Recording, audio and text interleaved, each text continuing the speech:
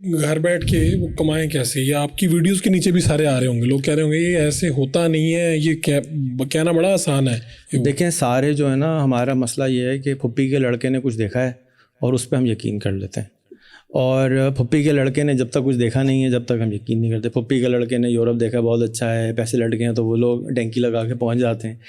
محنت کرنی پڑے گی، کوشش کرنی پڑے گی، ایک نیا طریقہ سیکھنا پڑے گا۔ جس طرح اگر آپ جاپان جائیں گے تو جاپنیز سیکھنی پڑے گی، اسی طرح سے انٹرنیٹ کو کمانے کے لیے پہلے انٹرنیٹ چلانا سیکھنا پڑے گا۔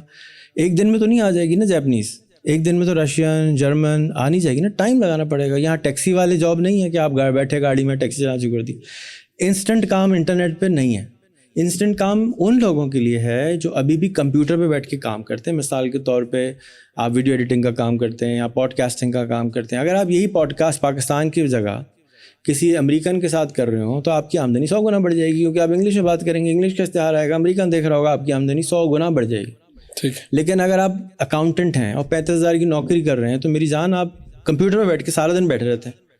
وہی کمپیوٹر پہ جو دوسری سائڈ پہ بندہ ہے وہ پیسے کم کماتا ہے تو آپ کو تنخواہ کم دیتا ہے۔ تو آپ کیا کریں کہ آپ لنکڈ ان پہ جائیں، اپ ورک پہ جائیں، دوست بنائیں اور ان دوستوں سے کہیں بھائی یعنی کوئی نوکری ووکری ہو تو بتا دینا، جیسے ہم یہاں لگواتے ہیں، یہاں بھی اسی طرح نوکری لگتی ہے۔ یہ نہیں ہوتا کہ جی اپلائی کرا تو نوکری لگ گئی، نہیں، پائن یہ کرانا ہے تو وہ پائن وہاں ڈھونڈ لو، لیکن پائن جو ہے اس کا نام جان ہونا چاہیے، سوزن ہونا چاہیے، کچھ اور کارلا ہونا چاہیے۔ ہمارے والے پائن کے پاس وہ سستی والی جاب ہی ہوتی ہے، وہاں والے کو ڈھونڈیں تاکہ اچھی کمائی دوستی بدلیں۔ وہ جو لیپ ٹاپ میں فری بانٹتا تھا اس کا مقصد یہ تھا کہ آپ نے 500 غیر ملکیوں سے دوستی کرنی ہے، ان میں سے 50 کے ساتھ آپ نے انٹرویو کرنا ہے، تو آپ میں سے 50 میں سے 5 تو پکے دوست بنیں گے نا، وہ پین بن جائیں گے۔ آپ پین یہ کرا دو۔